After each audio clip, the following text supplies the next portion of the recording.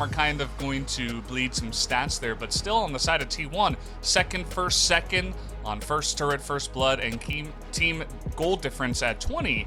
It's been a good start. Yeah. And as you mentioned, you know, the scoreline does not tell the story of where these teams are at right now. Yeah, I mean, when you look at the first turret percentage, first blood percentage, that's against Hanwha Life Esports and Damwon Kia. So really tough opponents for this roster.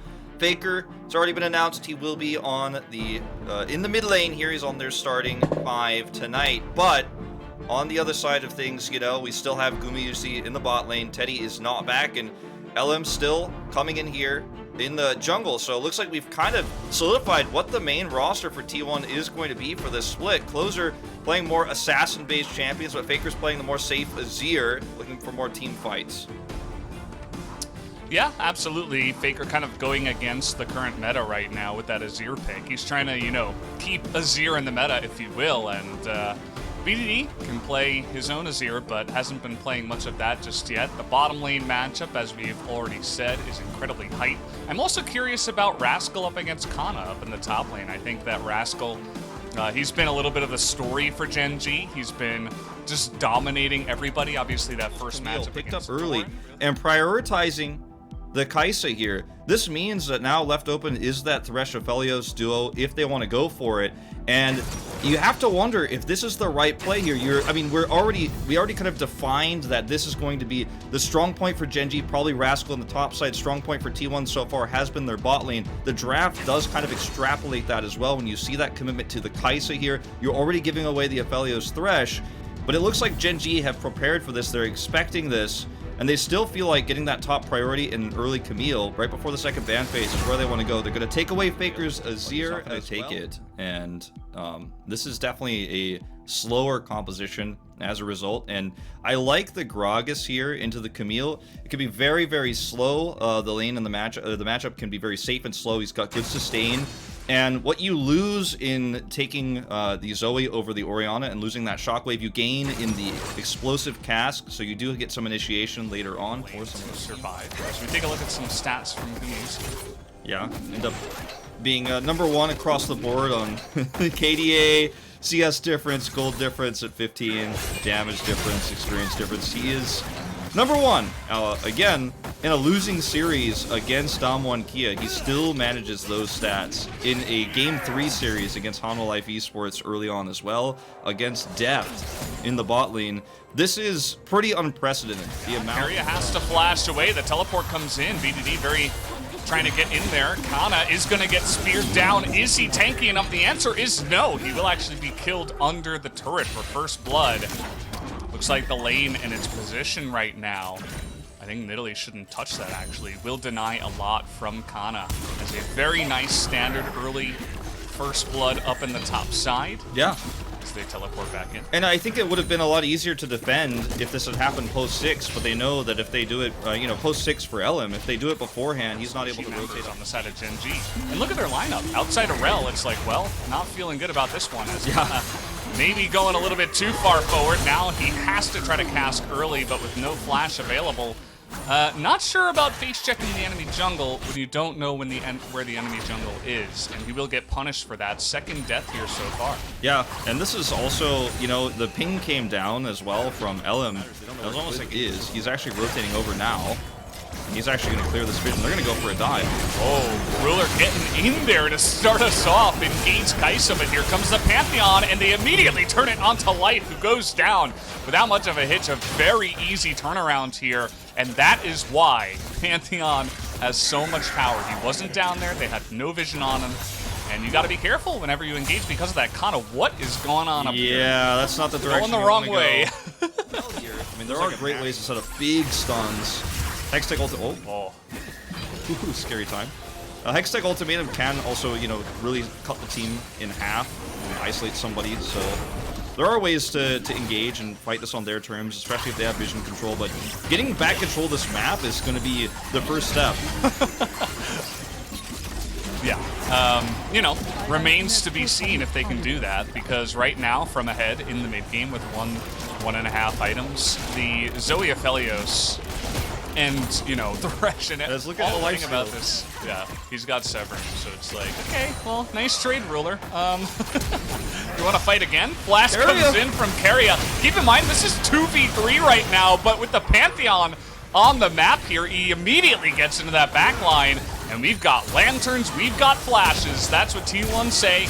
Trying to sell everything to Gen G, who do not want to have any of it. Faker maybe going a little bit too far, but eventually does get that kill, and a really fantastic cast comes out from Kana, pushes BDD away, keeps Faker alive, and now Rascal out here all alone. He's got Clid on the right side, but Clid not able to do much at all in this game on the Nidalee so far. Oh, Rascal still on the run. He's... As, I don't know if this is just a never-ending chase. Yeah, I don't know if there's a happy ending here for Rascal, but he is buying a lot of time for his team as the Drake does spawn here. So this puts T1 in perfect position to force that Cloud point. But what a beautiful engage from Keria. I mean, perfect flash engage in chase, but definitely an overextension.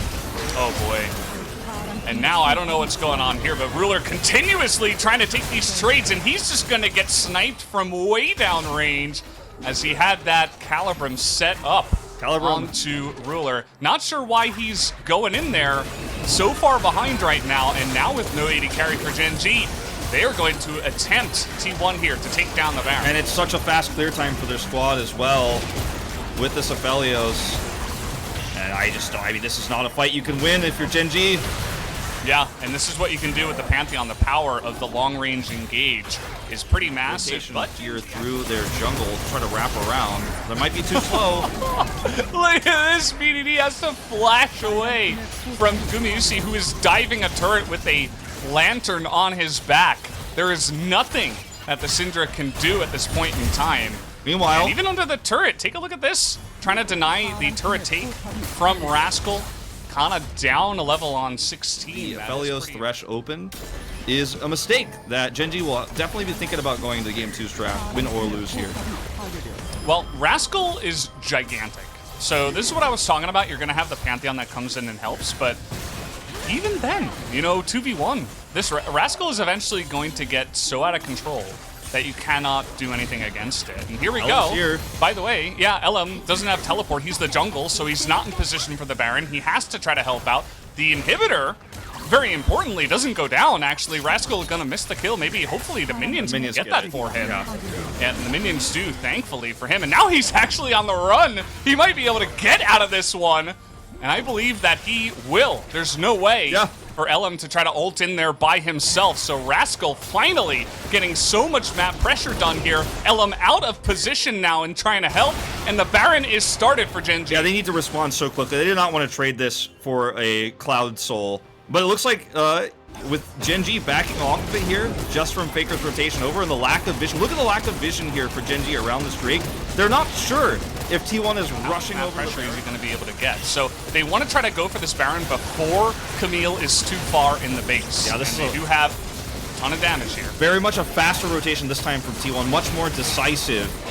And this is exactly the same thing. All right, we're going to see the teleport. All right, this time we do have the teleport coming in. It's going to be Zoe. Faker gets the Baron here as the Rel will move in, but fighting front to back with Gumayusi is such a good play here for T1. He is shredding through every single player on the side of Gen G. There is no hope for anyone to survive against that fountain laser that is Gumayusi right now. He is now 5-0, and they take a huge team fight here, and I'm not sure with Rascal down that Gen G have any recourse. I mean, he's about to Flame Horizon Ruler here. And talk about how great he's done so far against tough opponents. He's laned against Ghost, he's laned against Deft, now he's laned against Ruler. He has outclassed him in lane. I think a lot more priority for Gen G needs to be on the bot side of the map and controlling this insane duo of Gumayusi and Keria. As you mentioned, I don't think there's any way surviving this for Gen G. The Baron buff, the push to end the game here now as T1 finally get to be decisive and make that Baron play. Yeah, Kana not even here. He's like, all right, thank you, team. You know, better top lane wins, huh? We'll see if this counter engage can actually work. They're going to take out Gumayusi, maybe going a little bit too close to the turrets, as now Faker is just going to run away with his tail between his legs, not able to do it all alone here. as Gen G do actually stay alive in this game. Fighting front to back, if Gumi is ever protected, I think T1 win 100% of the time. And as long as, you know, they don't get poked out by, oh man, huge damage from the cast coming in here. Rascal desperately trying to get into the back line, but again, Gumayusi is protected. Another fantastic hook onto Clid, as there is no room for him. They're all just gonna have to try to run away here. BDD trying to do it alone, nearly takes out Faker, but that Nexus is so low, they could probably just click on it at this point in time. Gumayusi still protected in the back. He is just one-shotting people now, as Ruler desperately trying to make it happen. Gumayusi gonna wait here for the kill, picks up the triple kill, and picks up the game. And man, what a dominant performance there from the side of T1. Gumayusi coming out here and making another statement as if he needed to make any more. I mean, what a photo finish, not in terms of how close the ending was there, LCK. But I was skeptical at first in the draft, and when we started to see the game play out, it looked like he was doing well against Kana there in the top lane. It just wasn't enough, though, and the bot lane the game ran away from Gen G down there, so I do think we're going to have a lot of discussion about this as we head into the second draft phase. Look at the damage output, 10,000 damage.